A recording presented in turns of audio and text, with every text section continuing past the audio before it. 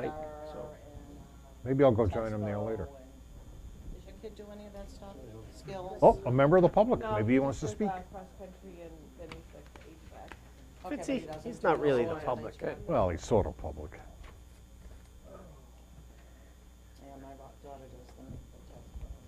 She's done it for, son's graduating this year too. Mhm. Yeah. I don't know, she wants to do it If full-time. so, Good, how well, are you? Everybody was happy? Well? I know, it did. I thought it went well. And I didn't, and Julia be happy at the cakewalk, I didn't touch a single piece of cake. I don't know. I'm impressed that they give them out. You said there were 60 cakes. These are like full-size cakes? Full-size cakes. Where is this at? why don't we, South Elementary School. Pumpkin Yeah. festival. Those kids must be wired for a week. Every parent like makes a cake? Oh, just No, fun. they're all box cakes. And, Yeah, Oh. yeah, some are made. Yeah, some are made. Sarah Lee. guys ready? Who's coming tomorrow for the seniors thing? You are? Okay. And you are? Okay. You guys have an idea where it is? Or? Yeah, I've been A there. general idea, yeah. I'll get it. It's like about a 2-minute drive from where we are here, Yeah. so. It'll be Okay. easy to get Wood to. frame building in sort of a residential neighborhood. Gonna get going.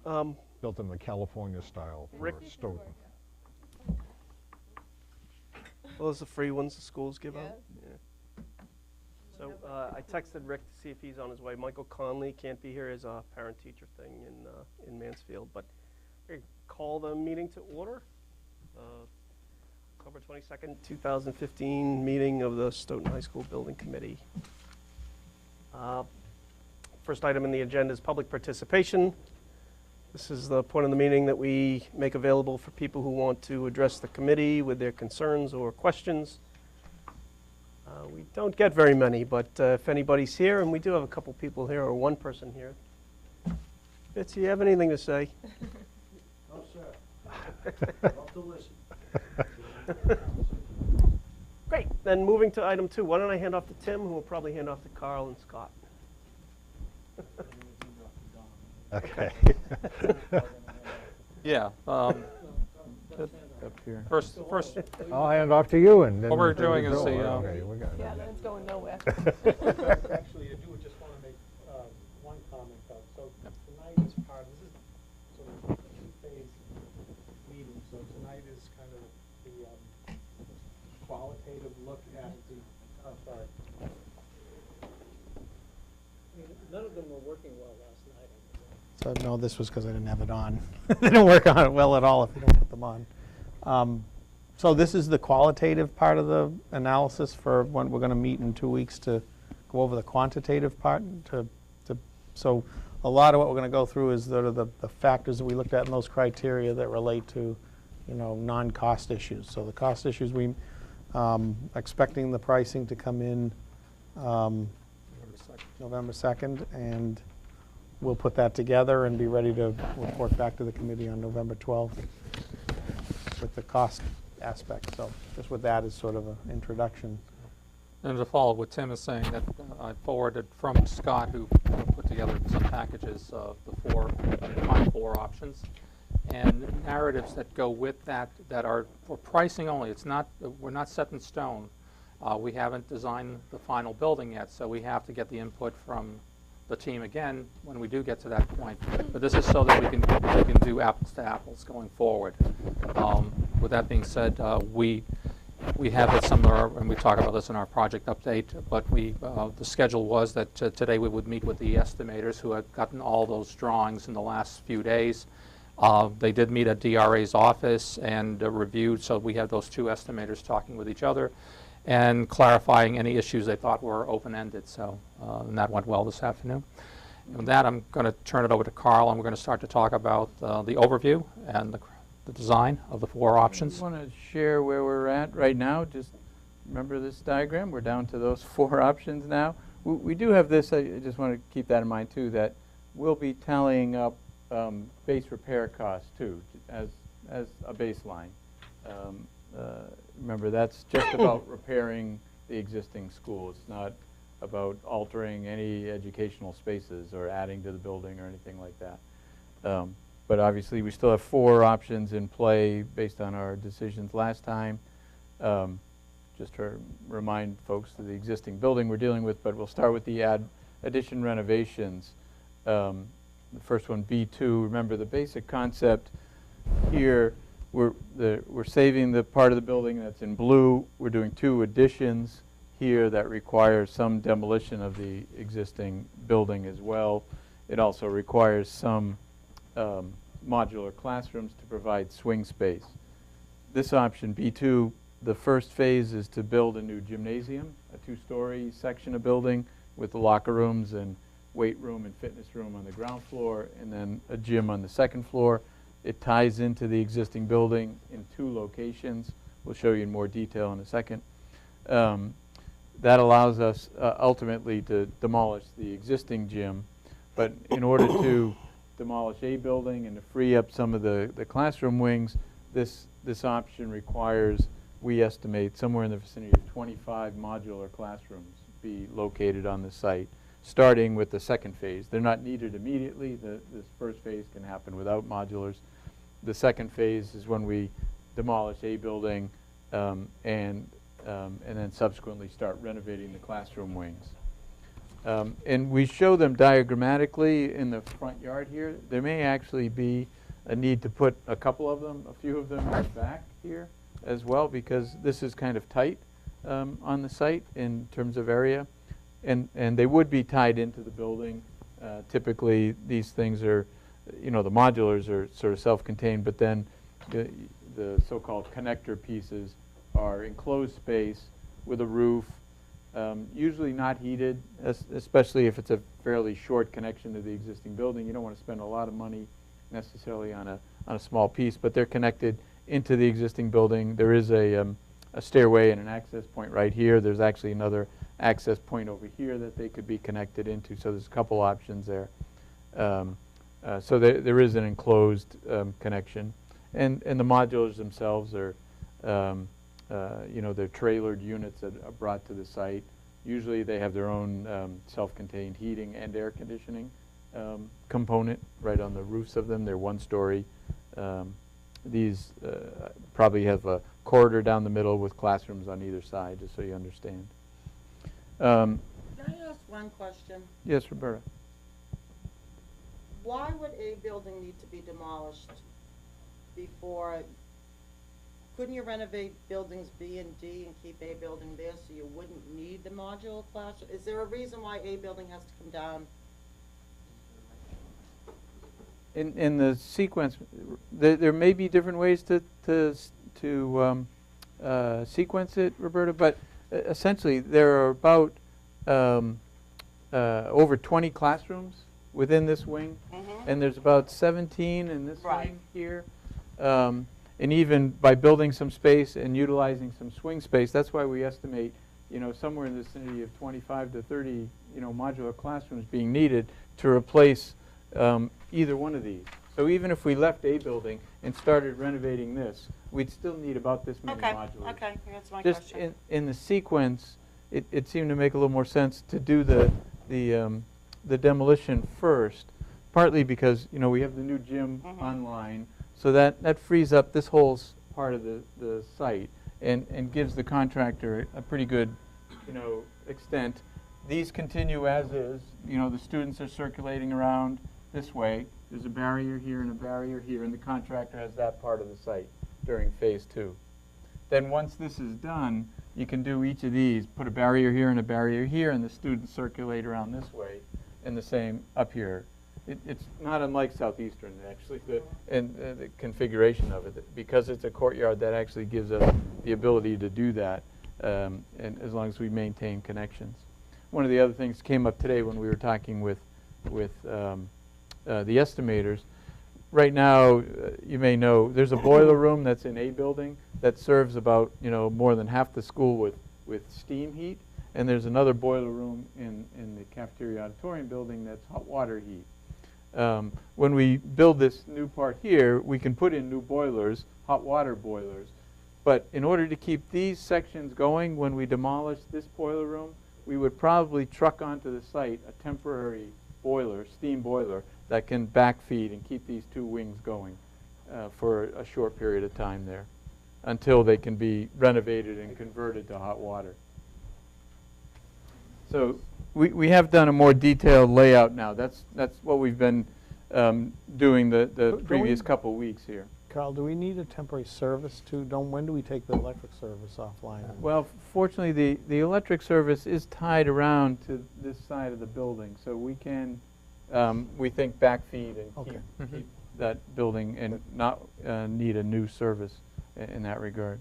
But in the layout now, there would be new mechanical electrical space as part of the new construction. So in phase one, we can bring in some of that, new service, and the existing boiler room's right next to it here, and start, the process of upgrading the heating system right from the first phase, which always makes sense if you can do it. So, yes. I'm going to have to go because I can't connect with this. Okay. So there's no voting tonight, right? No. Okay, call me Okay. Thanks, Meg. Now, reduce the superintendent's office by half. Oh, sorry, wait a minute. Sorry, I So- carried away. This is the first floor level. So the existing building currently ends right here now. Here's the cafeteria and kitchen. So we're adding on and connecting into the building at those 2 points. So this is all new construction at this end.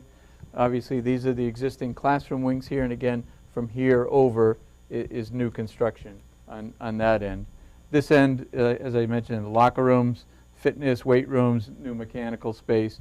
We would get a new service entrance in to get trucks in. We would maintain the location of the current entrance to get to the auditorium, but we'd probably end up rebuilding that lobby, the lobby where the Hall of Fame plaques are, put a new stair, a new elevator in, just so, because the ground here is at a level, if you remember, you walk up a few steps and there's a ramp out there, it's kind of a half level. We want to drop that down so that all of this is at the same floor level, and so we'd end up building a new lobby there. The classroom wings in the center here, there's some work being done, obviously, to all the systems, all the finishes, all the infrastructure, but the layout is somewhat identical to what's there today. Obviously, a central corridor. Some places we have to actually kind of clear that out from what's there now. But also we're introducing some open spaces which relate more to the education plan, where they want some breakout spaces and try to break the school down into clusters of classrooms. So now we somewhat achieve that. This is where these addition renovation ones don't quite meet the education plan quite as well as new construction, in the sense that, yes, we can get some teachers' rooms associated with these, we can get some breakout area, but it's not quite the same feel and you do get through traffic cutting through the middle of them. It's not quite the same as new construction. But all these rooms would be renovated, obviously, but many of these walls are retained. They are concrete block walls, so any new electrical power or computing, telecommunications, technology wiring is going to be surface mounted on there, as opposed to fishing it through block walls in that case. And then at this end of the building, the new construction consists of science classrooms, science labs rather, so that we can eliminate these science labs from being labs or science classrooms and have them be a new space here, and those stacked on 3 floors. So there's 9 new science labs that can be built here, which is close to the requirement is 10. So we would take one of these spaces and renovate it, take out an adjacent room and make it the 10th science lab. And then also with the change in grade on the site, there is an areaway along here to get some light into these classrooms, but essentially from I don't know, right about here all the way around to over here is a basement condition. So these rooms here are below grade. In order to get light into these, we may put an areaway here, just like there's an areaway here, but they are below grade. This large group room or maybe some, video production TV studios, those are okay being underground and windowless. Otherwise, and we put custodian space here, and these are our toilet rooms, so those are okay windowless. But, for the most part, obviously, in all educational space, we want to try and get natural light. Moving up one level now, in the new construction, here's the gym. As you can see, and this becomes the lobby now, both for the gym and an extension of the lobby, the existing lobby for the auditorium. This remains the superintendent's office there. We would expand the band and chorus back here so that we get those spaces back here. Art is beyond that and renovated and expanded space. Again, you can see what we're doing to the academic corridors, opening them up. There'd still be some columns here too, structurally, because there's a line of support running down those columns. The classrooms, again, for the most part, are close to the existing layout that's there. Additional science labs. This is now the new main entrance to the school, which is at the second level. This is the level of Pearl Street, so it's at grade there. There'd be a new drop-off and parking area in front and on the side here. But the administration is, again, immediately adjacent to that. There'd be a new big stair and an elevator so that it helps the circulation to flow through the building there. New toilet rooms here as well. Those stack through so that we can make handicap accessible. The existing ones would all be basically gutted and renovated. The existing toilet rooms scheduled to remain. And then Is the prep rooms there for science? well, Kind of awkward, huh? yeah, we're showing them across the hall here just because of the way the square footage, but really there's ones here and here. There's one for that one Oh, here. I see. So Well, they are adjacent there. screw around with that a little bit, so. Yeah, yeah. Really, these would be small group rooms. Only one of them would be prep, even though they're all labeled prep. Oops, I went the wrong way, sorry. I'm upside down here. And so on the upper floor, this is only 2 stories, so there's nothing over here. This is roof. Matches up with the existing building, which is also, 2 stories at that end of the school. So again, this is all renovation area here. This is new construction at that end. So on the space above the main entrance would be the library, learning commons. At that end of the building, 3 more science labs there. So, the circulation pattern remains the same kind of as it is today, slightly different configuration, and new construction at either end of the building. And, we sort of talked about the phasing. This is the phasing diagram that went to the estimators. It shows this is phase 1. Phase 2 then is demolition and new construction here. Once that comes online, phase 3 is one academic wing. Phase 4 is the other academic wing. And then when all of that is done, the modulars can be taken away, the site work completed here. So there's a parking area here, another parking area there, and a parking area where it is now, but a little bit reduced, obviously, because of the gymnasium. We estimate somewhere around 40 months for this project. So if it were to start, in June at the end of a school year, it would take that summer plus 3 years plus the next couple months. These pieces would come online at various times during the year. We try to make it work with the school calendar as best we can, but the end date may well be like November or December, something like that. The next option is similar, but a little bit more demolition now. Remember this one? We're retaining the cafeteria auditorium in just one academic wing. Still some new construction at this end, more new construction at this end now. In this case, the new construction is a classroom wing, so it significantly reduces the number of modulars that are needed. By building about 20 classrooms here, we figure we only need about 6 to 8 modulars in this option, but we do need some. Again, because of the amount of demolition that happens in phase 2. And then the other thing here that's a little bit of a subtlety is the demolition at this end of the building happens in 2 different phases, because the first step is we want to build a new gym before we demolish the existing gym. So we only demolish the A building and take over and this front B building, academic wing, so that this much new construction can be done. When that comes online, there's a temporary wall here put in, then the gym can be demolished and the rest of the construction done. So there's a little bit of a interruption. It's not quite as clean a construction sequence as some others, but it has some other advantages. First of all, being that by building new classroom wings, we get them much closer to the educational goal of having clusters of classrooms with some breakout collaborative space, with the teacher's room, small group rooms associated with that, teacher's rooms in the same vicinity, science labs here, so that this could act as a freshman academy with their own science labs, or it could be, work departmentally, where this is English department, this is history department, that sort of thing. At the other end of the building, the gymnasium still sits on top of the locker rooms here in the middle of the building.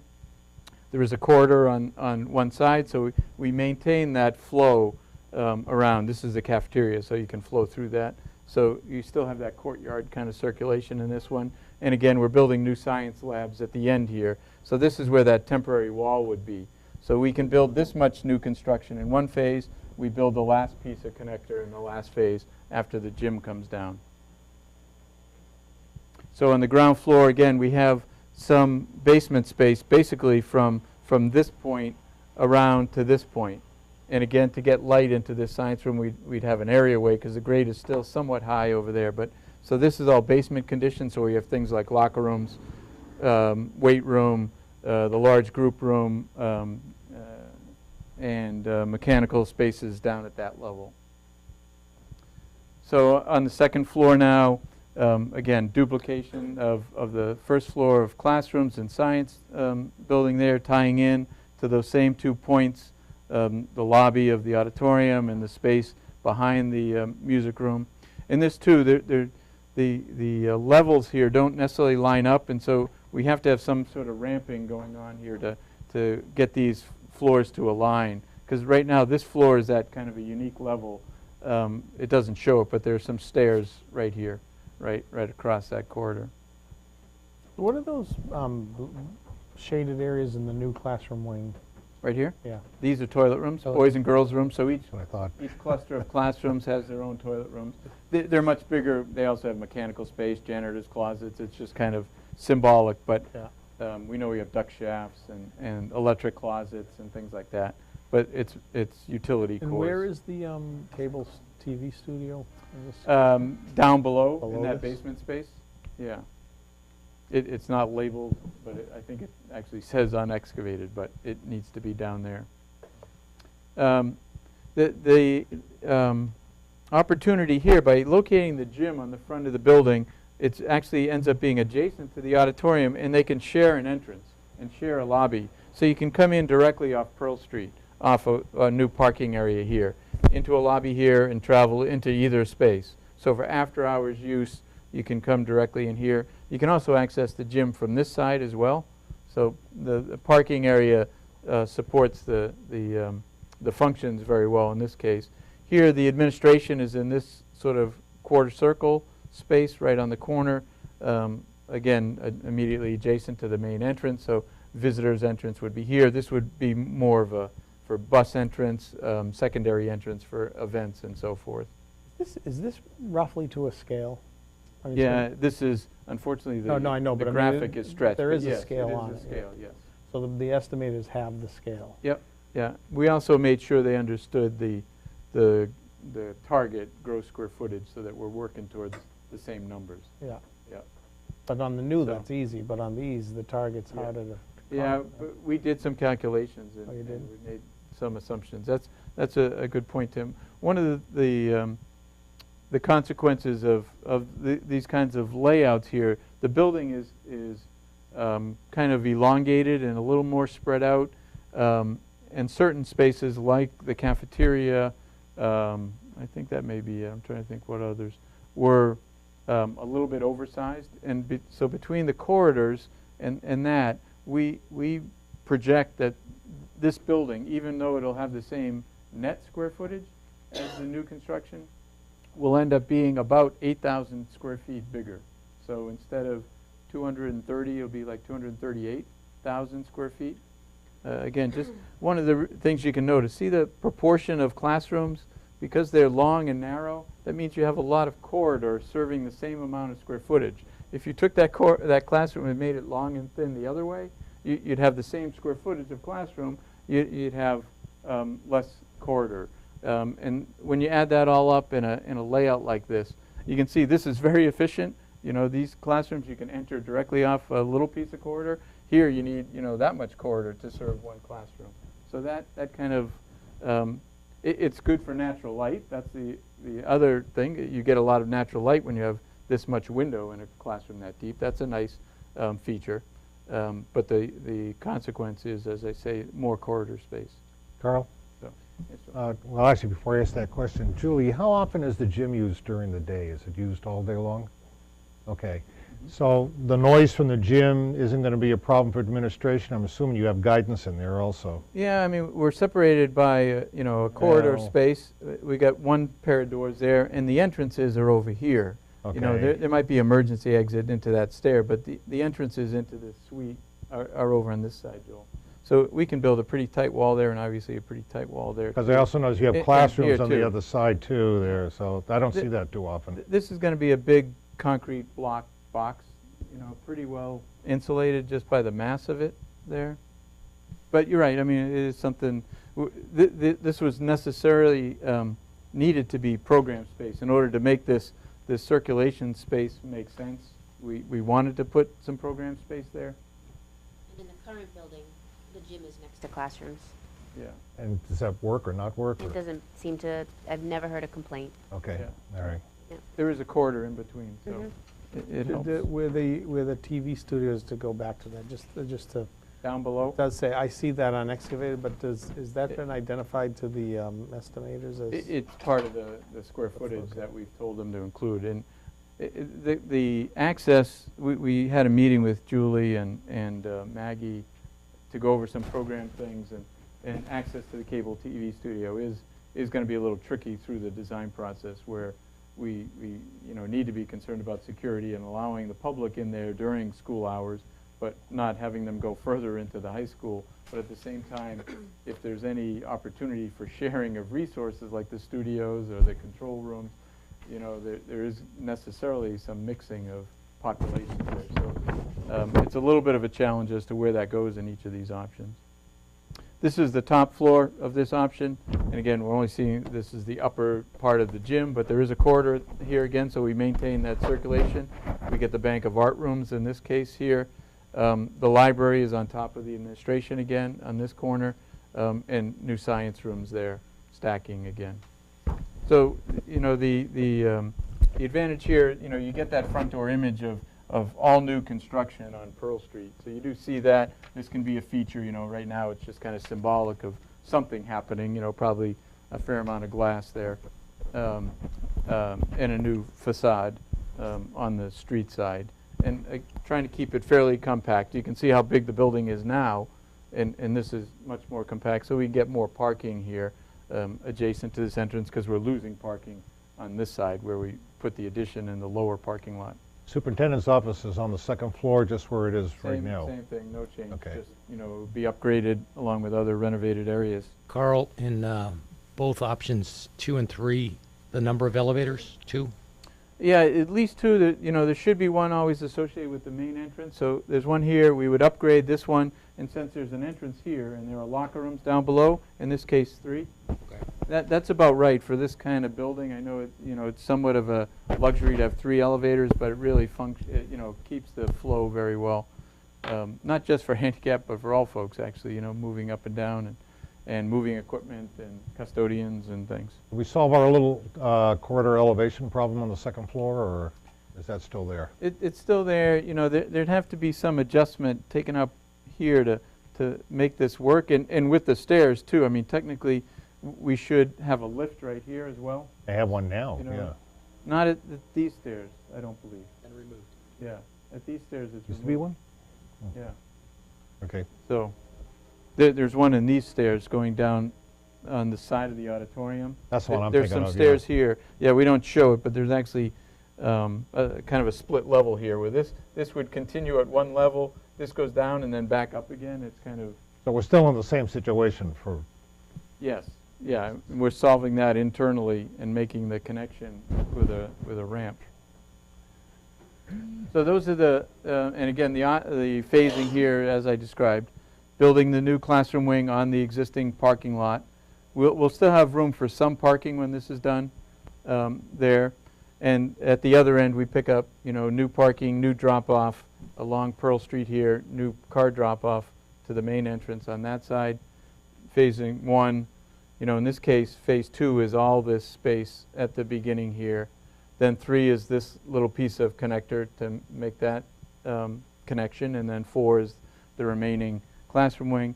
In each of these, by the way, too, I think we've mentioned before, the auditorium and particularly the kitchen and cafeteria, we would require be renovated during summers.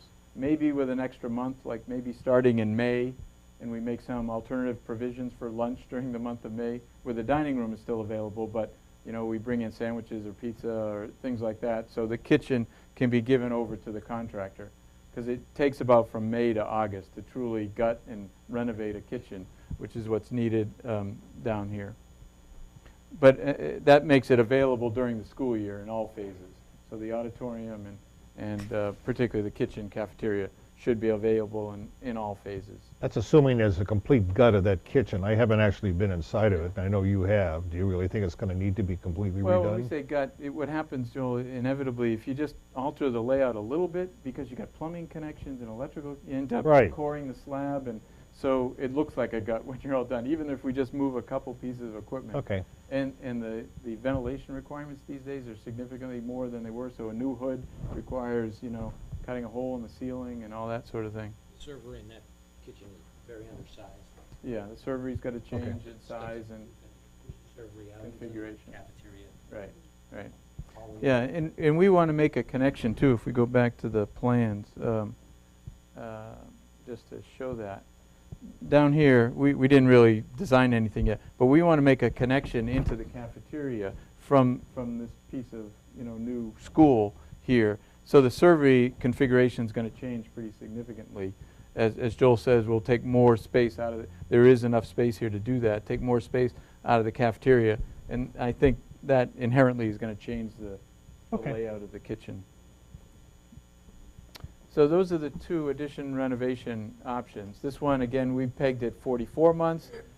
Slightly one, because there's a little bit more new construction. There's this kind of fussy, smaller phase of just that little piece, which, you still, even though it's only whatever it might be, 8,000 footprint, you still have foundation, steel, roof. You got to go through the same sequence. It's not proportionally shorter in time. Now the new options, C1A is the one that is located along Adams Street and the south property line here. Unfortunately, the screen is stretching it a little bit. It's a little out of whack here, but I was going to say the site looks bigger. looks even more like a boomerang or something now, the angle there. But the idea is that the wing, in order to efficiently use the site, the two wings of the building are parallel to the two property lines, so that we can get some parking in efficiently and a bus drop-off between the building and the property line, and save as much useful space on the other side as we can. Remember, in these, we're dealing with the change in grade. There is about 10 feet difference from this point to this point here, so this driveway is going to have a gradual slope down. Everything should be handicap accessible. We have enough length there that this walkway is not really a ramp. It's just a slope walkway kept at 5%. We can do that. The football field will end up in sort of a natural little bowl with sides of about 8 or 10 feet high there of earth, and the bleachers can kind of follow that there. But everything else is obviously flat. The track, the soccer field here. There may need to be a small wall there. There may need to be a small wall here in order to hold this end up. This is the lowest part of the site right back here by the middle school. And we're so close to the middle school, we can't change the grades there. So in order to fit the track in between the driveway and this point, there might be a pretty good hillside here of embankment, maybe a little bit of a wall needed there. We can continue to have a pedestrian path cut through. It could be drivable for maintenance vehicles as well, going through, and a fire lane around this building, so that path would continue as well. Hey, Scott. But the idea is this is the front door, so How are you you? enter it from Pearl Street. So you drive in, cars would circulate around and and Well, out if you give me a again. call back, There'd 'cause I'm be in a meeting right adequate now parking in here for Stoughton. visitors, administrators. Stepped out of the room to take a it- call, but. Depending on how you want to operate it, but it could be teacher parking there, could be student parking Okay, well, I'll here. catch up with you The in a day buses or so. drop off on the backside All right, and thanks for continue your on to the middle school. There is a rear entrance right here. So you come in again to a common lobby space from the front door or the back door. And then, since this is the gym and the auditorium end of the building, there'd be a secondary entrance here for events. Again, utilizing this parking primarily. You could enter the building at that point. But you could, if this wasn't enough parking for certain events, you could open up this door. You still come into the same lobby as I'll show you in the floor plan. In the site functions, remember what we're trying to accomplish is no loss of outdoor play space. So we're recreating basically what's there today. We're actually adding a tennis court. So there's 5 tennis courts, football, bleachers, press box, track, soccer field, with lights on the soccer field. For pricing purposes, we're including this one field as artificial turf. But again, that will be common in all options. So it's really, it doesn't sway the balance, but we're just including that as a scope item for now. Is there enough room in this option, Carl, to go between the tennis courts and the football field to have another drive out to Pearl Street? No, the grade change is such here, Joel, that we really can't. This is a pedestrian access, so there'd actually be a staircase there, but not a driveway. So yeah, the traffic is in and out. You can go out on Adam Street though, can't you?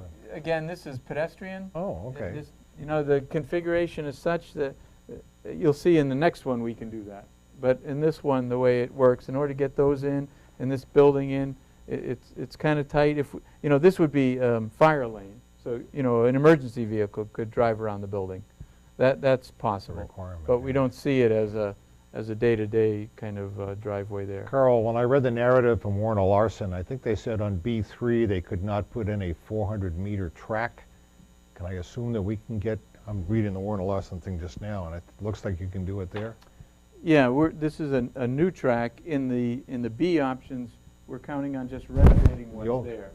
So I think that's what they meant by that. You guys have a 400-meter track there now? No, I think what he's saying is the existing is probably quarter mile, and they would redo it, resurface it. Oh, okay. But not change it. All right. But in the new ones, we have the ability, if we want to change it. To go to a larger track? Yeah, it's slightly larger. Okay. I don't quite understand that, because it seems to me that you could just start here and finish there, and every Right. 400 meters. Yeah. You don't physically have to change the size of the track, but they keep telling me that it's different. I don't quite understand that. Outside. That's why you're not a landscape architect. Yeah, I guess so. So here's the floor plan now. Here's the front of the building, the main entrance, adjacent to administration, the back entrance from the bus drop-off here. So this yellow area is both the main lobby, it's also the cafeteria here, this shape. Again, it's just sort of symbolic. Whether it truly be round or not, that would be still in the design phase. But that's the cafeteria kitchen here with service coming in off of Adams Street. Then this is the 3-story academic wing. Again, the classrooms organized in clusters with science labs, a prep room, boys and girls room, teacher space, small group rooms, a number, in this case, 6 general classrooms, so that it has that flexibility to, as desired, that today it might be the English department, but in the future it might be an academy where this is a world language classroom, that's math, that's English, that's history, and these are the science rooms, and this is sort of a smaller school within a school almost. On this wing of the building, here's that secondary entrance. Again, on the ground floor, the locker rooms, weight room, some mechanical space there. And on the ground floor, you can enter the auditorium. The front half of the auditorium, this cross aisle would be at the first floor grade. Everything to the right of that is going up towards the second floor. Behind the stage, again, are the music spaces and drama classrooms here in that arrangement. And this is admin and guidance and nurse on this level. Going up now, just to follow over here, so you come up to an upper lobby. That's the main entrance to the gymnasium, but it's also the entrance to upper part of the auditorium. So you can enter the back of the auditorium here. So this, from here to here is one change of floor. So it's fairly steep, like stadium seating there. In this case, this is the superintendent's office. So it's stacked over the school administration there. And then all these X's are high spaces below. So, you know, the band room, the chorus room, the drama, black box, and the stage are all, you know, double height spaces. So there's nothing at the second floor level. Those are holes in the floor. In the center of the building here is the library learning commons. And again, sort of overlooking the student commons, where that might have a high space. This might only be a railing. If we wanted acoustically separated, if that was a concern, you know, this would become a glass wall perhaps, overlooking a higher space below. And again, the classrooms stack on all 3 floors. They're identical. Carl? If I'm a vendor that wants to meet with Joel for some reason, how do I get to his office? Yeah, I think that there's 2 options. There's 2 options in how security might work here. It could be that all visitors, whether they're for high school visitors or superintendents, Go through the admin office. go through the check in, Yeah. get a badge, and then get escorted from that point. And you know, there's a stair right here. They could come up and go right down. Or you know, if there was some desire to have a dedicated entrance, somehow you know you could come in at that end of the building, but then you're not escorted up to the administration, you know, and they could enter, you know, at this end of their suite. But I think right now the way things work is that they'd want to be escorted, come up either the stair or elevator into the admin superintendent's office at that end. In this one too, it gets a little challenging as to where the cable TV goes. It's actually up here on the 3rd floor. We've stacked it with the TV and video production, you know, trying to get some sharing going on. And the idea is that this staircase would be card access for cable TV folks, that they could come up, get into their space, and we'd have a, you know, a emergency lock here where they couldn't go any further into the school. So they do have a dedicated space, How about a an dedicated elevator? stair. Elevator? Yeah, I mean, the elevator's way over here, you know, that's where you get into. You know, they have to have their own toilet room in that suite. Yeah. You know, if you truly want to make it public access, you know, if they were doing something public access, you'd have to open up this, you know, entrance in this elevator here. I don't think you'd want to go to the expense of having a dedicated elevator just for that cable TV operation. On this level of the building, 3rd level classrooms, the art classrooms are kind of in a suite along there. One other classroom at this end as well. And then the upper parts, again, these are high volume spaces, the gym and the auditorium, so those are holes in the floor there. So that's option C1A. C2 is the one that's, you know, the courtyard configuration. Sits, you know, somewhat similar location, but in this case a more compact, squarish footprint. So now this road can come down with a drop off, and you can either turn around and go back out, or you can connect to Adams Street in that case, because we can, you know, fit this in now between the tennis courts and the new building there. And again, we have a front door, the main entrance, and a back door from the bus drop-off here into in this case, a very linear common lobby. So we're, you know, always trying to separate cars and buses in the traffic pattern. And one advantage, again, as Joel was just asking about, you know, can we connect to Adams Street? I think this gives you some flexibility that traffic that's maybe continuing to head in that direction would come out and go that way. Others that are going back may come out and go that way. Either way, it sort of gives you that flexibility. The location of the fields is very similar to the previous one. In this case, too, there's space here for future expansion where these academic areas could extend, and we could have another academic wing out here without really changing much of anything in terms of the layout. In the previous one, if we were to, you know, you could clearly extend the linear academic wing, but it would require modifying the site plan, in that case the track, which, you know, may or may not be an issue in 10, 15, 20 years when the time comes. The service, because the kitchen is, and the cafeteria is in the center of the building, and the kitchen is right here, or the kitchen's here, mechanical room, so service shares this bus loop and enters right here, so the dumpster and things would be back in that side of the building, fenced in somewhat from view, but kind of away from, obviously, from the front of the building. The floor plans for this one, whoops, Oop. did I not have the floor plans? Where'd they go? No floor plans? Where'd they go? Oh, sorry about that. Thought I had them. Well, I've got them here. Hard copy backup. Can you see if I do it off this easel? Well, you also have your own. Oh, we also have the individual ones you passed out, Carl, so, Oh, good. You can follow along on those two then. okay. Maybe I'll put up the site plan while this is on, and you can sort of see. So here's the building that's sitting there. So here's the block of gymnasium, auditorium, music spaces along the sort of southeast part of the building. Here's the front door, the back door, that linear lobby here.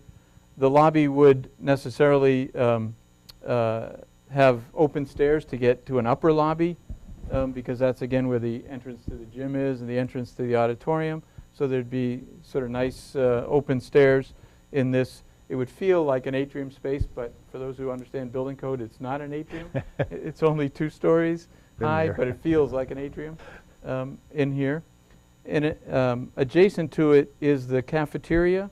And the thought here is that, and there are many schools being done this way now, where there are no walls around the cafeteria. It's really a student commons where, circulation passes right through it. So if you enter the building here and we're heading for this classroom, you just cut right through, or likewise from here to there. It's wide open. These dotted lines are only, imaginary lines that define the space. So programmatically, that's how big the cafeteria has to be, and there's still, circulation space around it. But we are definitely getting sort of more bang for the buck by having a flexible space. It could be larger, it could be smaller.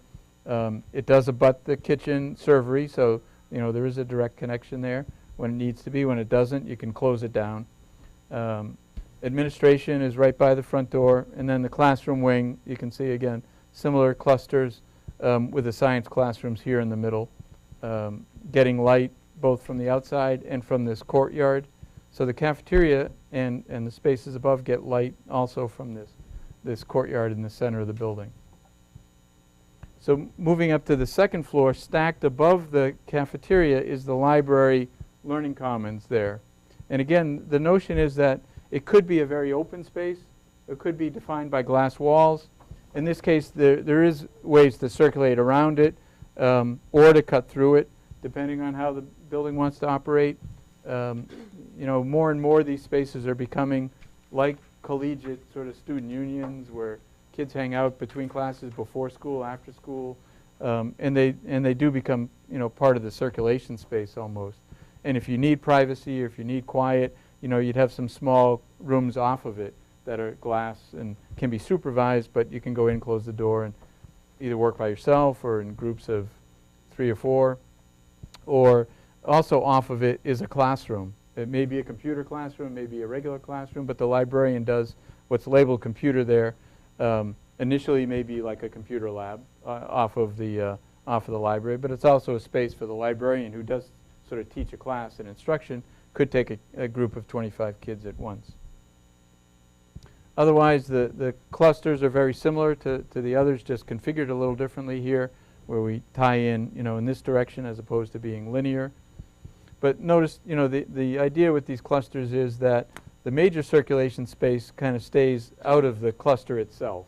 So if it were an academy, if it were kind of a school within a school, you don't get traffic cutting through it. It's kind of, a little sort of cul-de-sac, like the equivalent of town planning, cul-de-sac off of a major road. Even the way the stairs are laid out, if you look at these, there's a major stair here and a major stair here. There are minor stairs here and here for fire purposes, but if you were on the 3rd floor or 2nd floor and wanted to go down to the cafeteria, you would travel to the center of the building and then go up and down, so that you're not cutting through any of the, the notion is, and I think with a little encouragement, people would naturally go that way and go up and down, and then you come out in the center of the building, as opposed to going to this stair, going down to the 1st floor, cutting through this, classroom cluster and getting to the center. So in each case, we've tried to design it that way, think about it that way. So, and then in this one, the administration's on one level, the guidance is above it with the career center, and then the superintendent's office is on the third floor, on the top floor. And again, it's immediately adjacent to a stair and elevator, but the notion would be that visitors would come in, check in at the office, and be escorted upstairs. And they're kind of, off by themselves, not in the flow of the high school traffic there. In this case, the cable TV is also right here, immediately adjacent to a stairway, where they could have card access and directly in and only there and be locked off from going any further. And we have managed to put it adjacent to the school's TV studio and video production classrooms as well.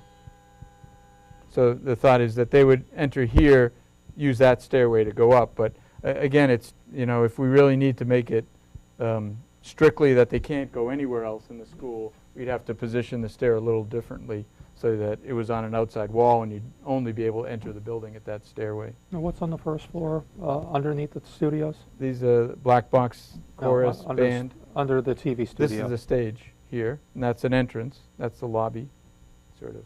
The entrance is underneath the studio. Yeah. Right. Yeah. Right. And so it's a challenge that would have to be worked out as we move forward here, as to separate that traffic. And then on the top floor again are the art rooms. So there's sort of a suite of art rooms here, again at the end of this corridor here. Otherwise, these are all academic classrooms stacking for 3 stories. Can I ask a question? Yes, Roberta. You know how you have like 6 or 8 classrooms, because I noticed even on the ad reno, you have a little circle and all these rooms operate. Yeah. You're gonna, you got, say, 20 kids in a classroom. You got them all jammed in this little, I don't know, I've never been into a school that has one of those. I mean, I understand people don't like the long linear, but you've got the classes, there's a lot more space. You're compacting When the bell 120 rings, kids and a door here and then another door, and then they're all, you understand what I'm saying? You're all coming off a little teeny. in reality, there's only 2 doors that are really close to each other. The others would be spaced, around that, kind of the way they are. But they're closer than the traditional. Just those 2, just those 2 that are at where the diagonal wall is. The other doors are the same distance apart that they would be, in a linear corridor. But you're right, there is a little bit of congestion when the bell rings and these classes all empty at the same time. Right. Yep. Because when I look at like the one before, it's, you got, a bend. You have 1, 2, 3, 4 in a bend. Yeah. So I'm just thinking of 80 kids in a 20-foot spans If we look at, going into I don't know, yeah, the way this would work, there'd be a door here yeah. and a then- door here, yeah. but the other door would be down here and over here. Okay, So these doors are far apart, like they would be on a corridor. So it's really only those 2 okay. that are close together. So you got those 40 kids, yeah, Okay. coming out All right, at once. I've never seen one, so I just It's didn't a know how good it point. operates. We actually had a school where we had 4 of these, Mhm. and they all came out at one point, and MSBA picked up on that, just like you did, and said, wait a minute, isn't that going to be awfully congested when 4 classrooms empty in the same spot? We ended up, making it Okay.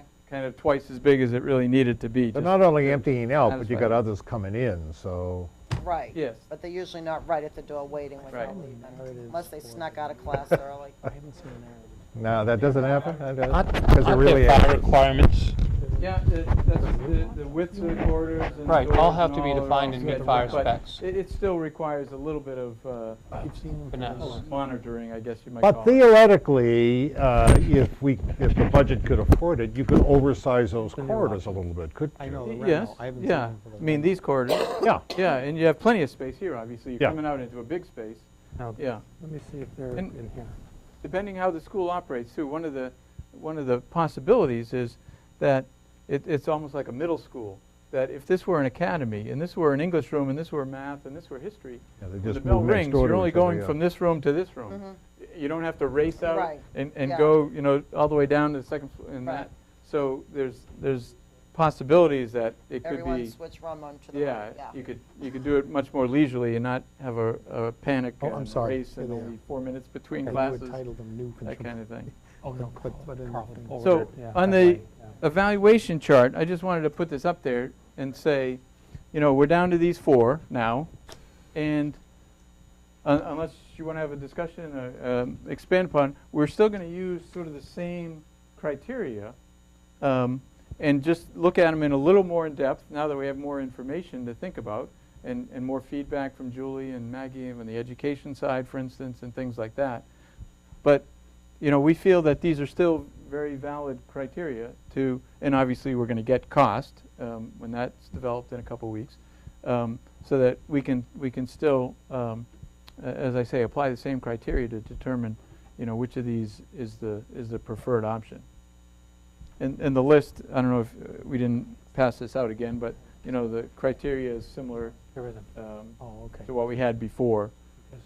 It's kind of the list, but they weren't in this exact order necessarily. But so, you know, our thought was to use the same basic one, and we can expand upon it and add more detail as to why one is better or worse, or what the drawbacks are, some of the things that have come up tonight and elsewhere. That's why we're showing you these now kind of at an interim point here, is to get your thoughts on them.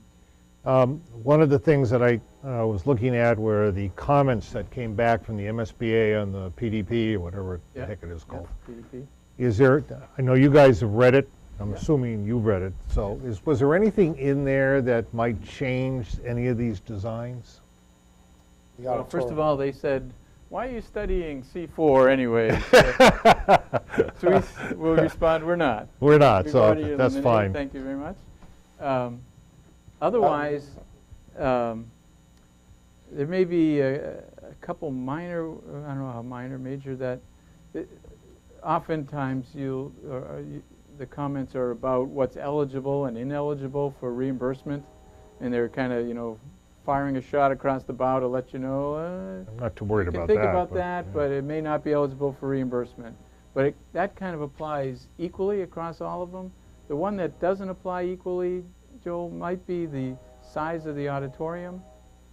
They did sort of go out of their way to say, first of all, you know, our limit is 750 seats is the maximum for high schools, and you're asking for 1,065.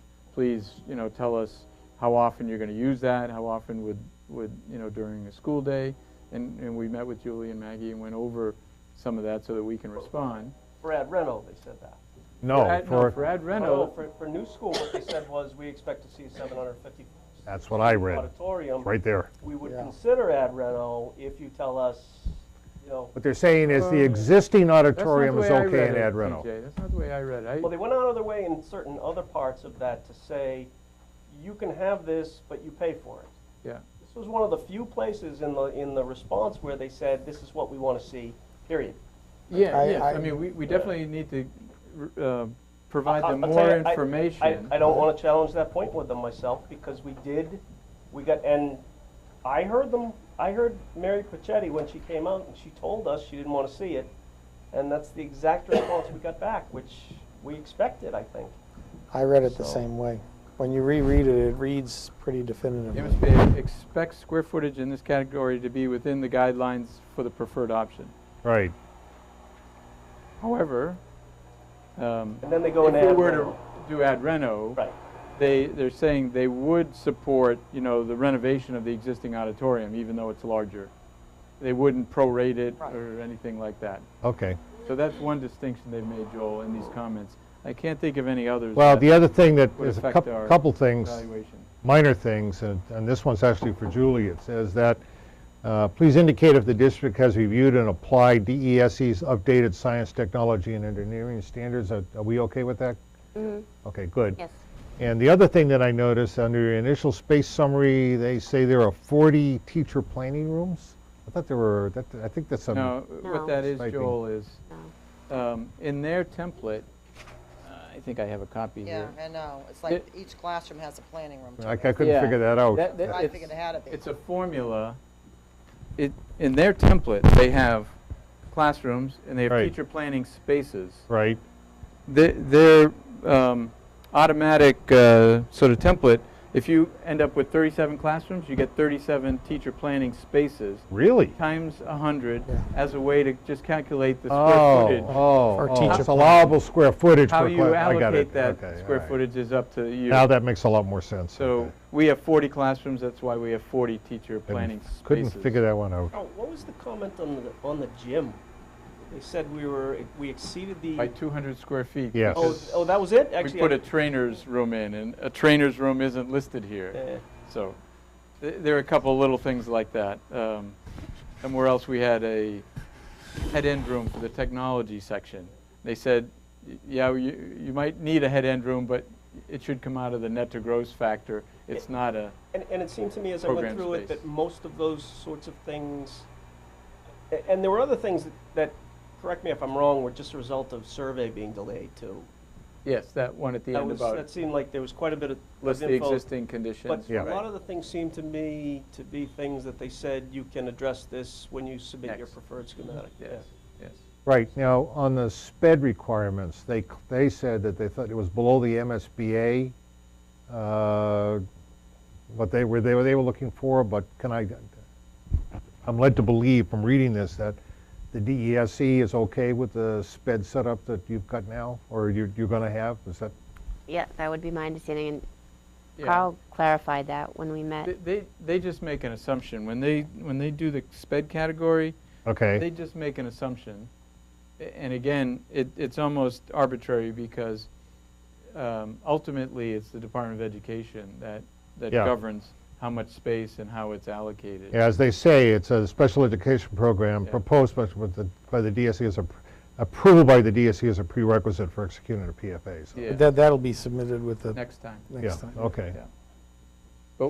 But I think part of it, the reason the square footage came out a little below what their assumption is, and again, their assumption is arbitrary, so don't take it too seriously, but we have fewer full-size, self-contained sped rooms and more smaller resource sped rooms than their model. So just when you do the math, we end up with less square footage.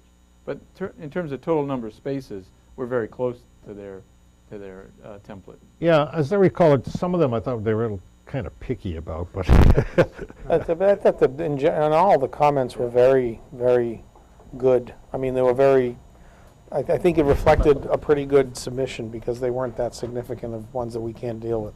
The biggest one is the auditorium, Yeah. and we do need to, I guess we need to bring it to a conclusion. I mean, we need to have a conclusion on that. I don't think we can, I mean, it affects the size of the building, it affects the cost estimates. Mm-hmm. I read it as being that is one piece that is not, they would not, which is consistent with past experience with them. I that they don't would know, I not- guess the last sentence where it just says, in addition, please indicate the frequency of use where the entire student population would utilize this space, kind of left the door open for further conversation. Because they had already said they would, but it's a separate I don't want to sentence. be. I don't want to be Counselor. the committee. Yeah. I don't want to be the committee that doesn't get it because I think she was unambiguous when I heard her, Yeah. and I thought that was unambiguous too. You're right. It is a separate sentence, But it's that's, tagged on we- to the ad reno. we could, I'll call Chris Alice tomorrow. It's a simple Yeah, actually, that'd be a good clarification. follow you, go where you're doing it.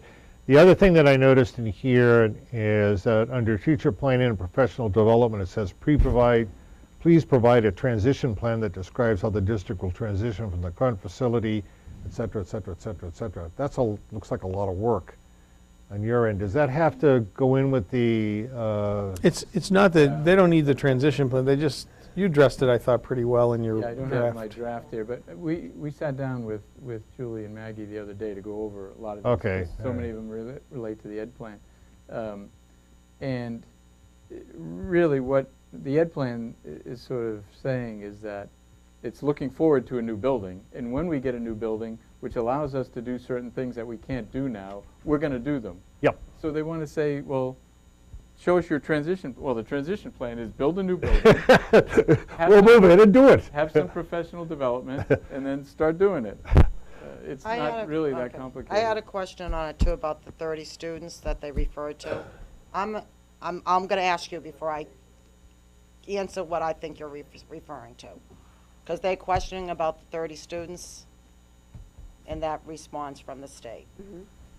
Well, they didn't question about There whether or was some not we- confusion about what is average class size for Stoughton. And then it said something about the 30 additional Because students. somewhere in the ed plan, it mentioned that there are certain classes that need space for up to 30 students.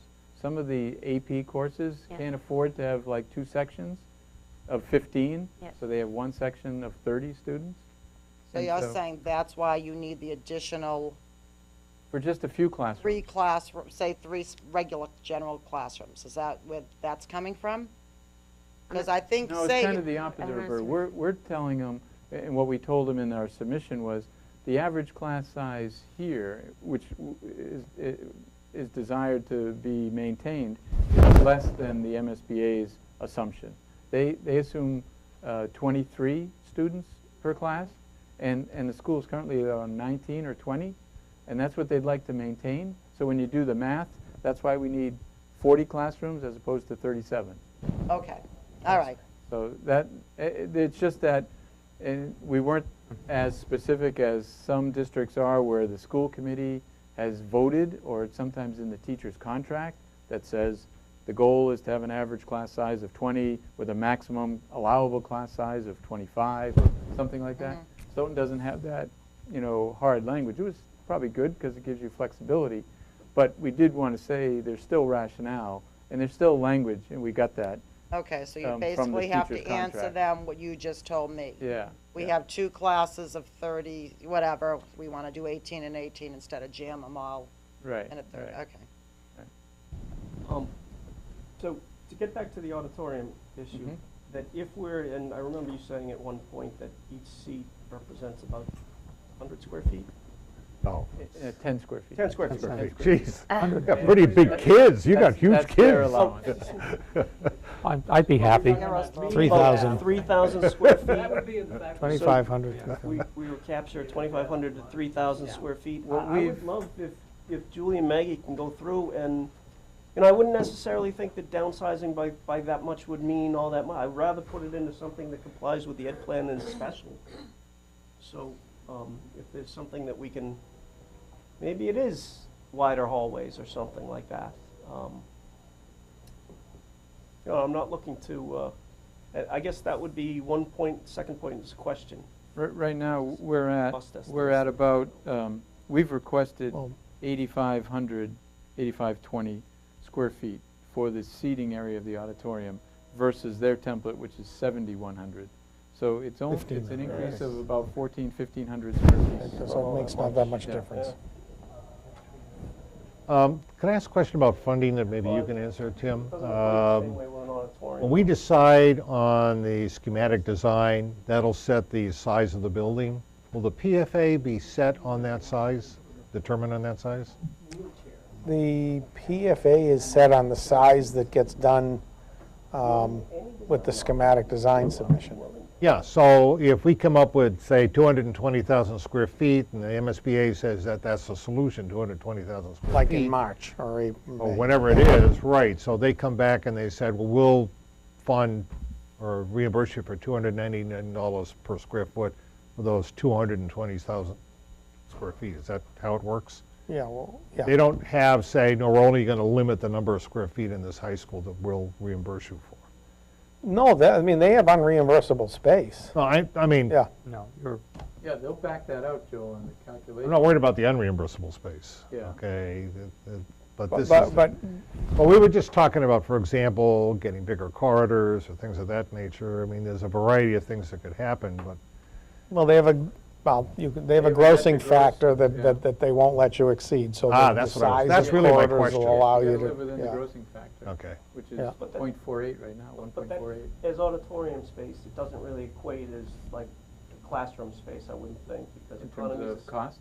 well, economies of scale, you have, 750 seats as opposed to 850 seats. If you take away those seats, I mean, sure, you lose 1,400 or whatever it is space, but it doesn't equate the same as half a classroom, or actually a full classroom if they're 850 square foot classrooms, right? Auditorium's actually very expensive space per square foot. But it's wide open space, big. No, and but you got a small, lot of stuff in the ceilings, and you got all Yeah. sorts of special We'd systems. like you to do our estimates, TJ.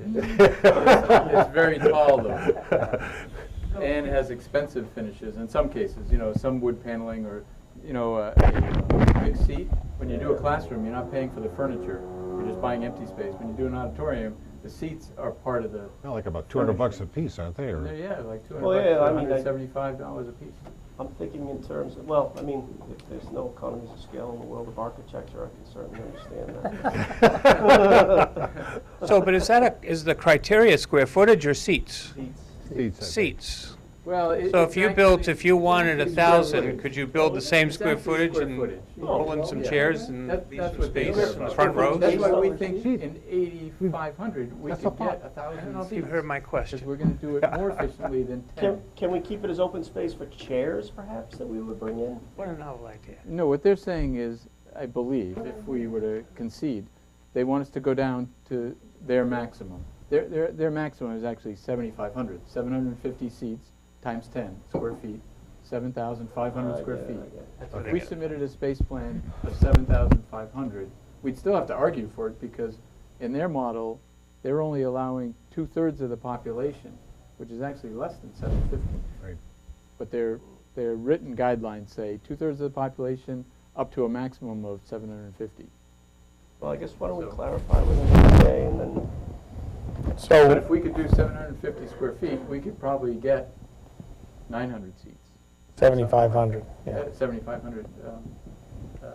We could probably do more than 750, We'll ask the question. maybe 850 seats. You mean because you'd use more 20-inch seats or whatever? and- Yeah. We're just more Depends on how you efficient. lay it out. or what Everybody's you going to do. have to work I've out with seen you, it. Julie. Right.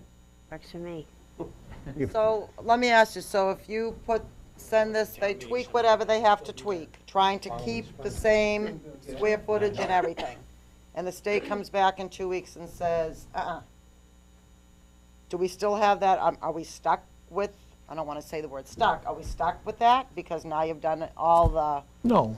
No. I so we mean, can say, you know what, we're not gonna fund that auditorium. That's right. This is a fluid document report. Okay, not all gonna- right, I just wanna make sure I that. mean, you'd just, then we you'd get out More of it. time. you'd shrink the building a little bit, Okay, like 1,400. In our layout, it There's nothing wrong Right. with shrinking the. It Well, doesn't then, no, make see, that's sense. not, that's the distinction. They're not saying, right, the way, we're gonna clarify it, but I don't think they're saying, you can build a bigger auditorium, we just won't pay for the difference. What they're saying is, don't submit a space plan that doesn't. You read the letter, it says no Yeah. problem. This way, that's The- how I interpret it. The challenge for us would be the configuration that I talked about, where, if the back half of the auditorium is a full story difference in height. If you have fewer seats and fewer rows to accomplish that, it gets a little challenging.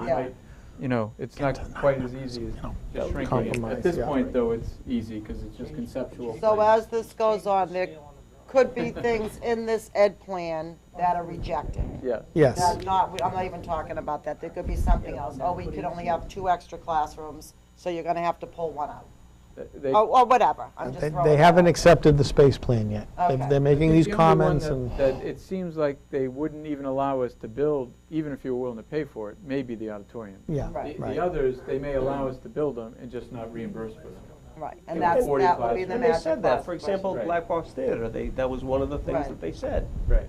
And offices and cable space as well. Tables. Which is another issue we Right. have to address at some future date too, how we're gonna structure that with SMAC, 'cause Right, But they apply the 299 cap against what they will allow you to build. In other words, Yeah. the other unreimbursed is not applied to I all. think the grossing factor here is going to be a key here. So if you have C1A and C2A, and you might have 2 different grossing factors, you might take the one that you like with the smaller grossing factor and kind of increase that a little bit to get to the maximum grossing factor, and then you'd have space that Yeah. you could use later. I mean, Typically, we would do that, Joel, to make sure that, we satisfy. we wouldn't tell the MSBA that. Right, we satisfy the net areas and make sure the building is about the size it's supposed to be overall as well.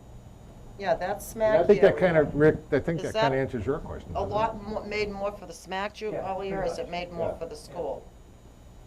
well, it's Oh, both. well, it's both. It's going to serve both purposes. No, I understand that, but do you think that the school will use it 50% of the time and SMAC would use it, or you think that'd be the dominating force in that space? That's hard to say at this right now. because it's not there. Yeah. I get that. The TV, But the what I'm school trying will to still think have of- its own TV studio. Right, but I'm just thinking, I mean, is Matt getting a free ride for this? Oh, no, I mean, no, we brought them Right. in. Selectmen are Okay. gonna work out something, right? You know, I mean, We'll have to but talk. that's for a future. I actually, Future TJ, you can talk to Dr. Rizzi, but I actually forwarded her a memorandum of understanding from another. Oh, great. That she has in comparison of another public TV studio in another town, so, Well, recently. probably a subject we should address when we meet with the school committee and the selectmen on the 17th. That makes sense. But if they're If gonna it's use vetoed there, then, which I don't suspect it would be, but. the whole, you can pay the. It is a, as we said, it's not just an I can hear economic you. thing too, it's a little bit of a design issue too, Probably, a yeah. security issue, having the cable. But that's one you can solve, right? I mean, We think so. Red light, yeah. These are all solvable But issues. it won't be Like, something like, because I I mean, was if it wondering- wasn't something we could solve, we'd have to bring it up here. Oh, yeah. No, we can solve We it. can deal with it. So I think it'll be a question of whether, and that's a good point, we should bring it up with in some sort of a memo of understanding or presentation where, Smack people should because be there. this is something we need to know by the end of this process, whether we're going to include it or not, right? We talk with town council about that between now and the 17th too, so we can. Just like Don said, there are all sorts of models. It's not uncommon for the cable TV group to be located in a high school. It's not uncommon at all. And it does play in with our ed plan really well. They so. pay rent, yeah, they paid Or rent for at that matter, Marshfield. TJ, just pointed out, we're in a public safety building. You don't have. No, it's not that far-fetched. I'm not talking football, like Throw some of that out. And the only other point with the TV studio, and that Carl and I talked about, I know Julie brought it up too, is security, how the public accesses that facility, and how you isolate that facility from the general public and the student public areas too, off hours, et cetera, so, which has to be worked out later on.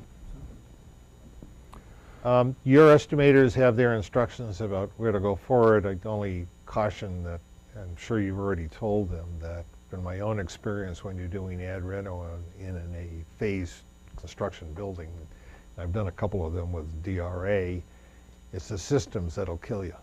Okay, the fire alarm system, talked for about example, that. you end up having more than one fire alarm Fire system. alarm, You gotta love intercom, that, Joel, when that happens, right? Intercom. Intercom, telephone. paging, you have a bell system, right? Yeah. Yep, several. Pretty much. Pretty much on for each edition. Right, they're gonna include factors in each of those systems to keep them running temporarily while, they're And interrupted. some of those things can be expensive. On Pierce Middle School in Milton, we spent a lot of money on temporary stuff, electrical and boilers, and Christ, it was awful. Spec on the electrical. All our transformers. Mm-hmm. Yeah, temporary service, electrical service. Yeah. Those are utilities transformers, or? Eric's going to be out here in a minute. What? They're not ours. Eric's going to be out here in a minute.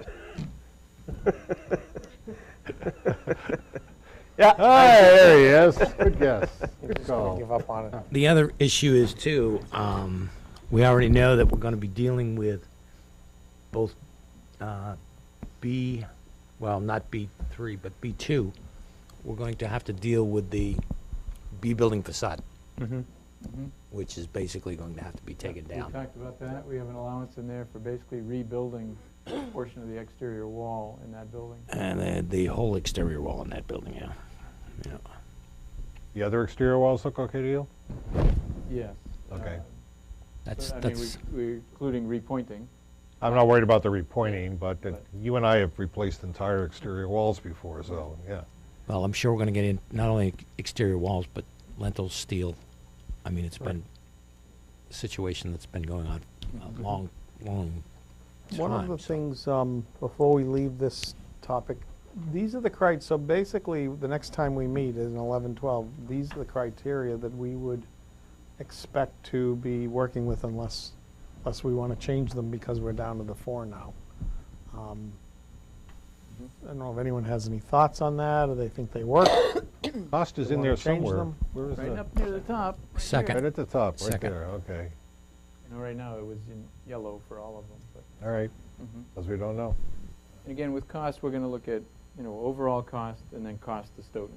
It's the cost of Stoughton that I'm Yeah, mostly right. concerned with. But is everyone comfortable with the rest of all of them? Because what we'll probably do is, as we develop this, is we'll sort of, you should think of, first of all, would be good homework for everyone is to start thinking about those as they relate to these drawings, because that's how, that's how we're going to, ultimately on the 12th, we have to kind of come to a conclusion, so. I think last time around, sorry to interrupt, we broke some of them out.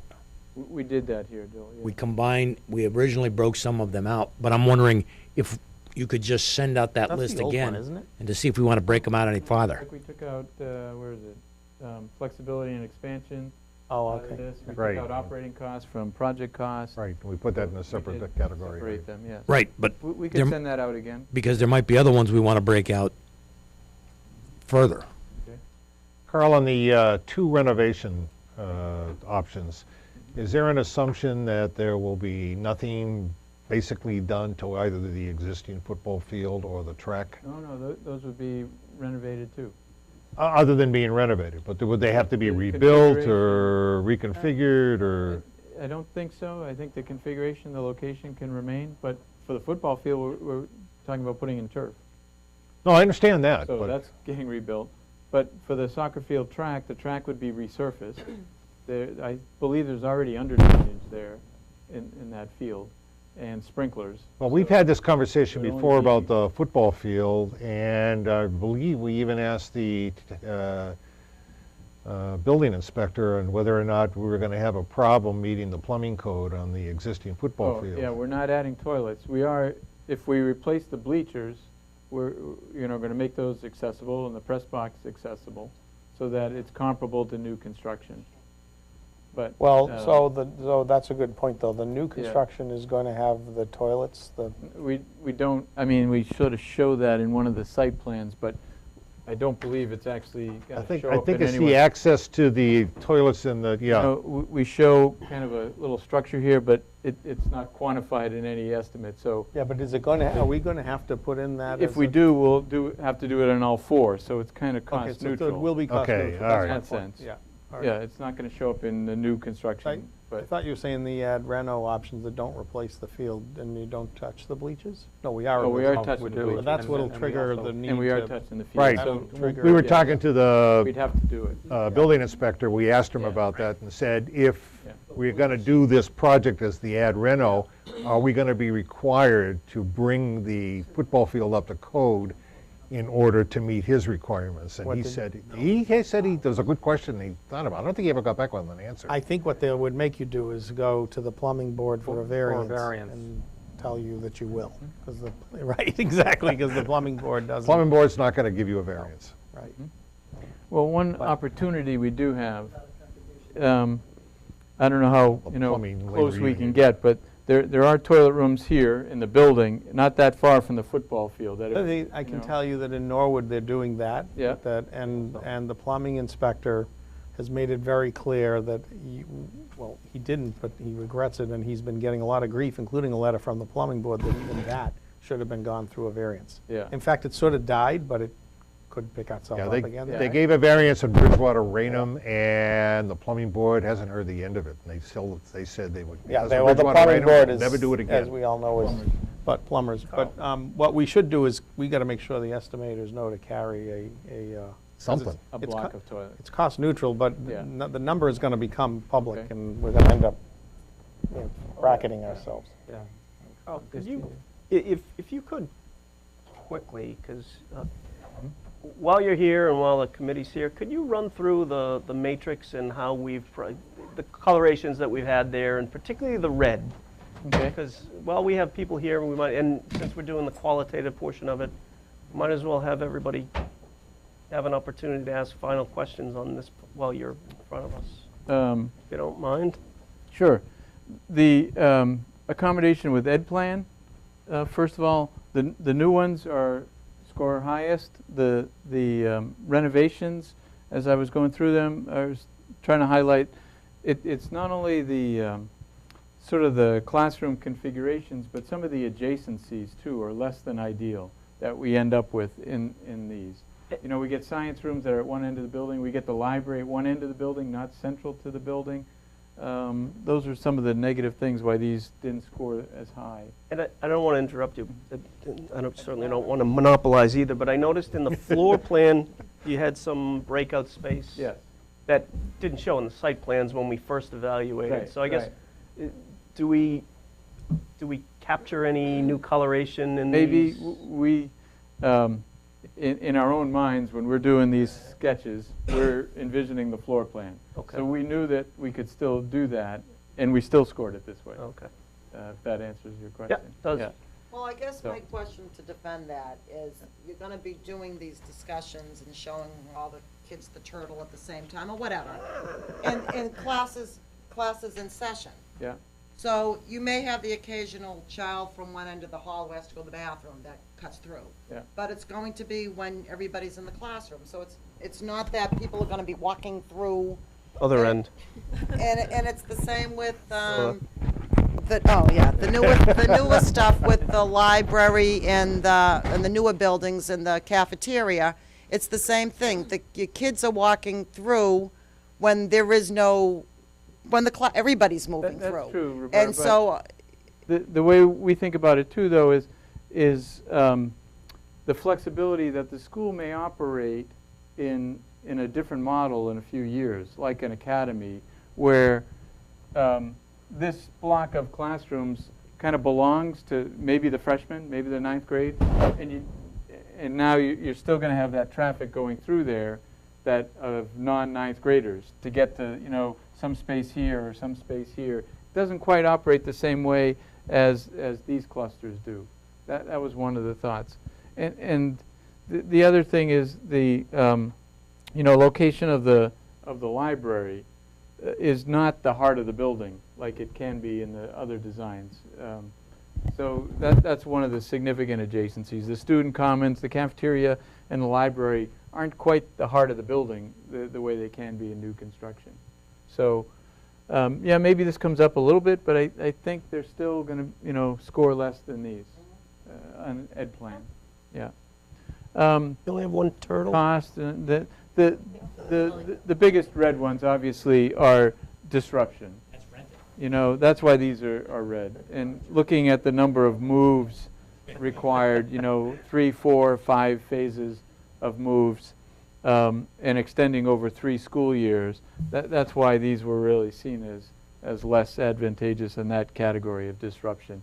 There is some disruption, in the new construction, not to the school itself, but to the parking and the fields. We recognize that. We actually broke that out down here. And that's why these, show up, where are we? Down here as less than ideal, because you're losing fields for like 5 years in one case, perhaps. But we did separate, that's one of the categories we separated out the disruption, saying, well, the disruption to the school building and the education is more important. That's why we put it higher up on the chart. Operating costs, our engineers actually ran some preliminary numbers for the difference between, an ad reno versus a new in terms of utility costs. We're not talking about custodians or staff costs, but purely energy costs, heating and electric in these. And partly because of the configuration, there's more exterior wall than the more compact new ones.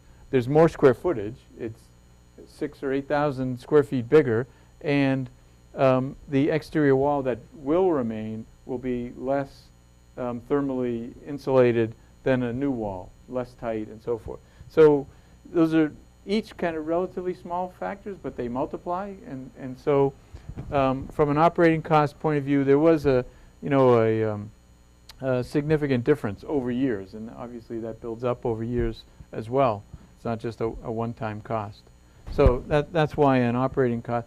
And also, we mentioned maintenance. What we're talking about there is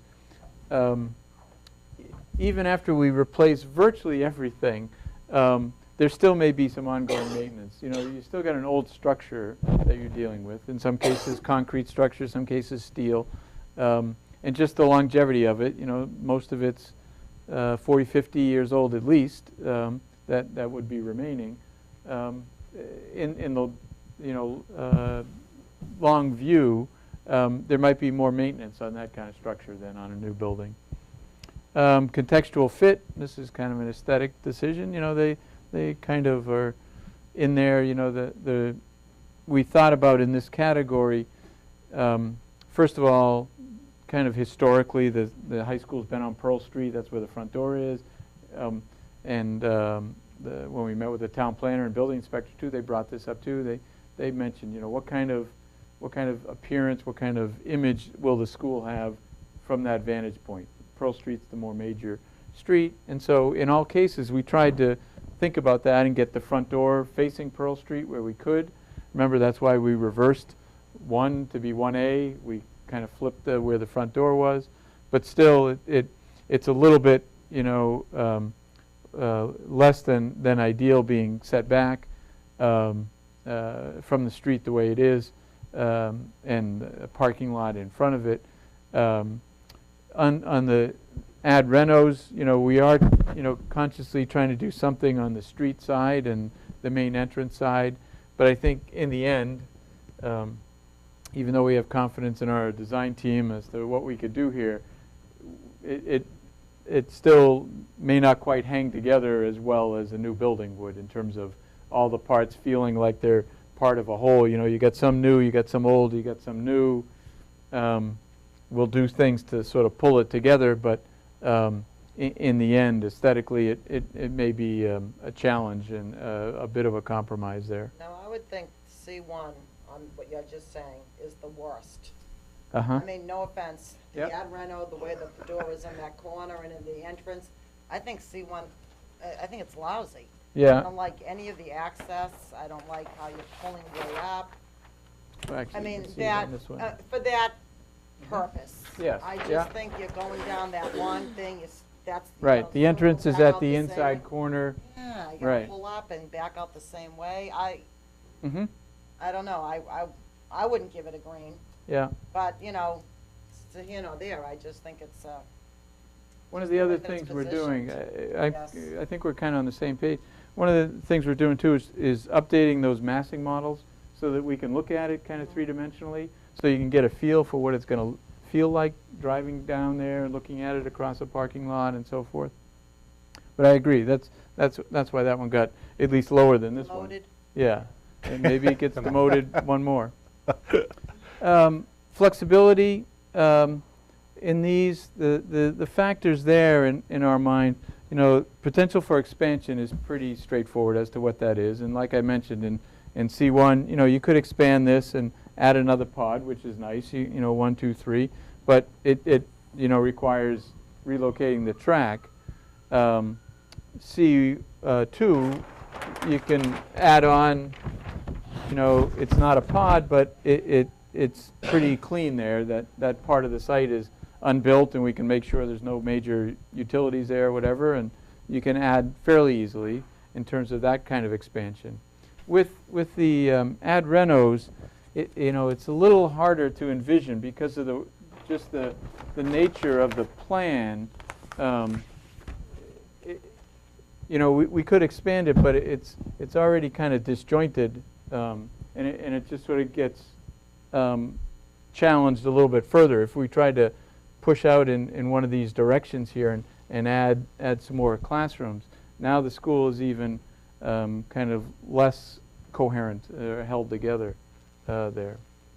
And the flexibility is more about this kind of space and interchangeable classrooms. And basically our thought was the more of the existing building that remained, the less flexible the plan was in that sense. So that's why B2 is lower. Where are we? Flexibility. B2 is lower than B1 in that regard. Was there any thought of doing solar panels on any of the roofs? Or Sure. All of these that something could further accept down solar. the line? Yeah. Or is that something you should consider now? Well, we've already told the Solar's like solar. estimators that this is going to be a green school. Okay. It'll be designed to get that 2 extra I'm reimbursement going to points work on from it for the next school. So it'll be Next school, Joel. LEED certified That would be at nice. a high level. So, And that can apply to all of them equally. We have flat roofs, it's relatively easy to put I solar have panels. solutions for you. You have to do the lead checklist for this next submission? I don't think so. I think it's the next submission.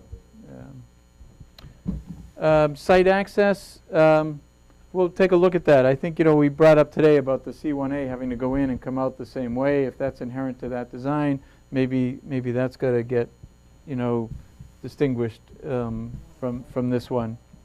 The ad renos actually have pretty good site access directly from Pearl Street. We're separating cars and buses.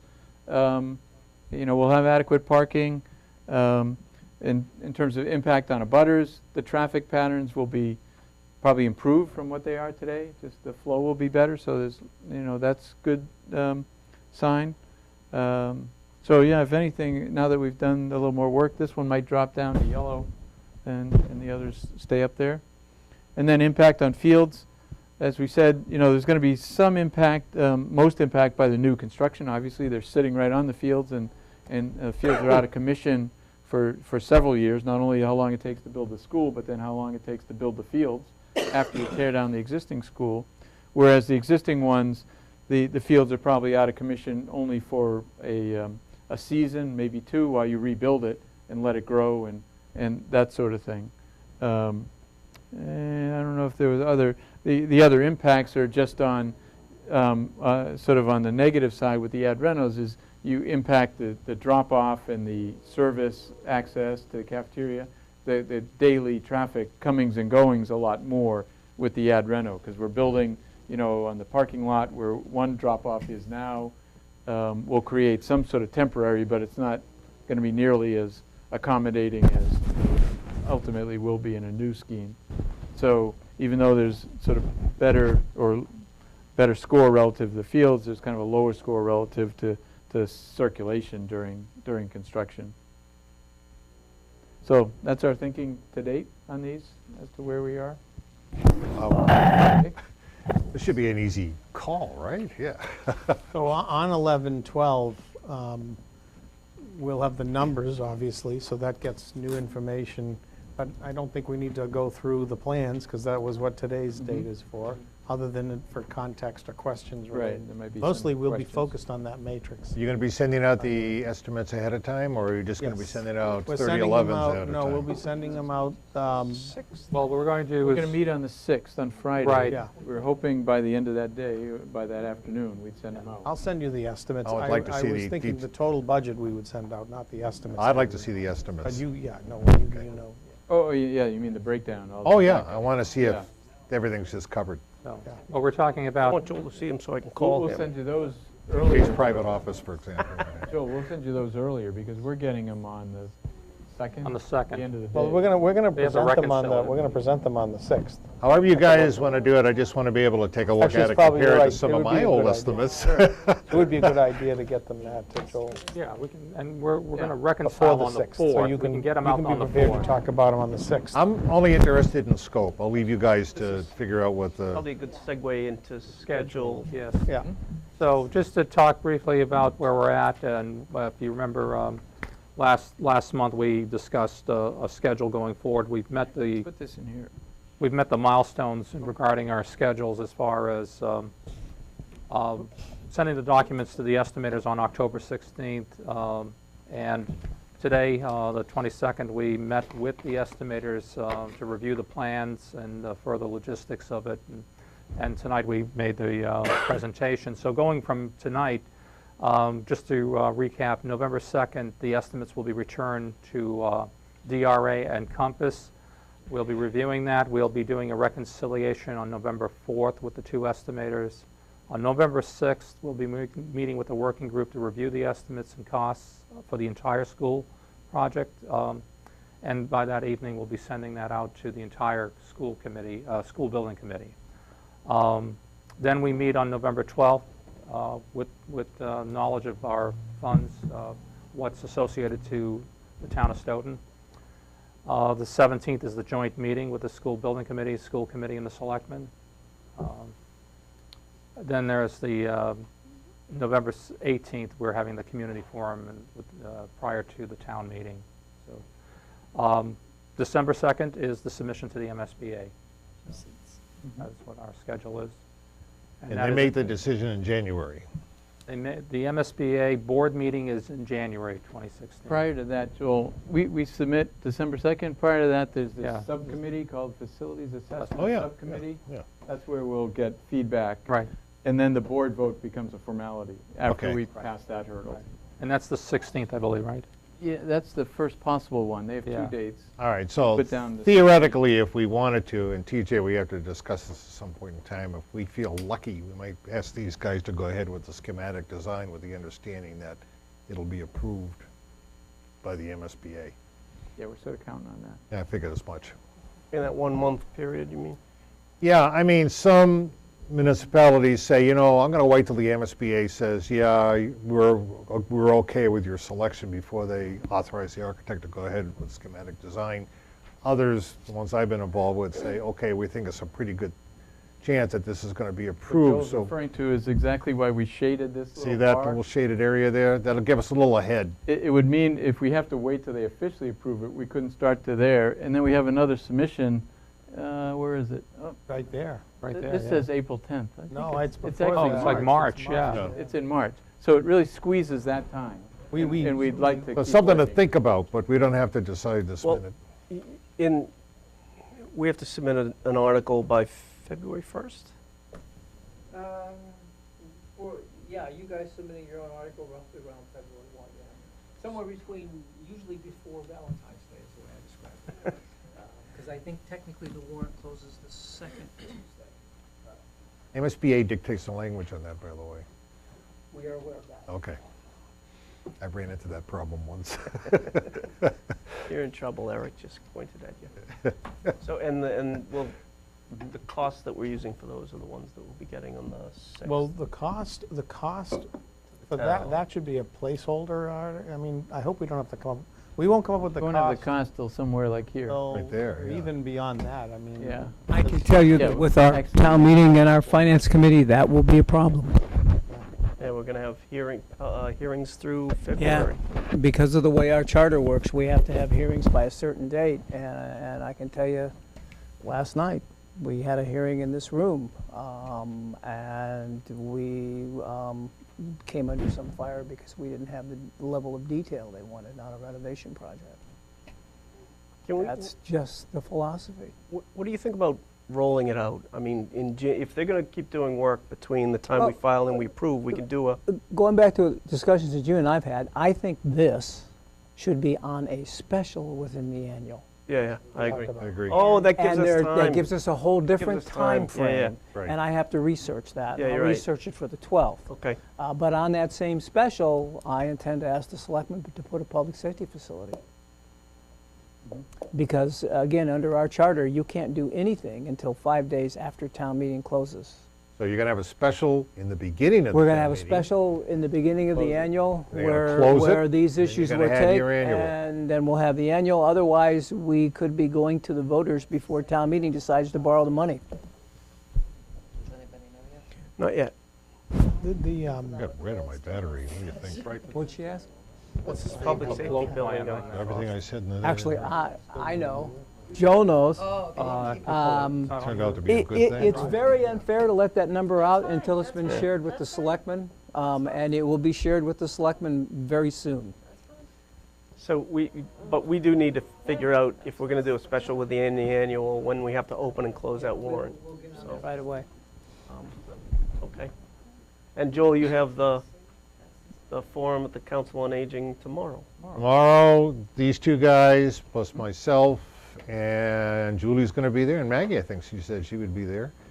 And I don't know how many people we're expecting. I don't think it's going to be that many, but Be standing in the back. it's at 11 o'clock. I'll be there around 10:30 to make sure everything is all set up. But The serving and penne. TJ, I'm sorry. I'll be You'll the there. wallflower. You'll be the wallflower? So we have one set of minutes to approve. That's from October 8th. If there's a motion to approve those minutes. I move we approve the minutes of October 8th. Second. Second. you, All those in Roberta. favor of approving those minutes? Aye. Opposed? Okay, future agenda items, I think we're all set on that, right? We're pretty much. Yeah, we know what we need. So motion to adjourn? Motion to adjourn. Second. All those in favor, aye. Aye. Thank you very much. I gotta go home and feed my kid.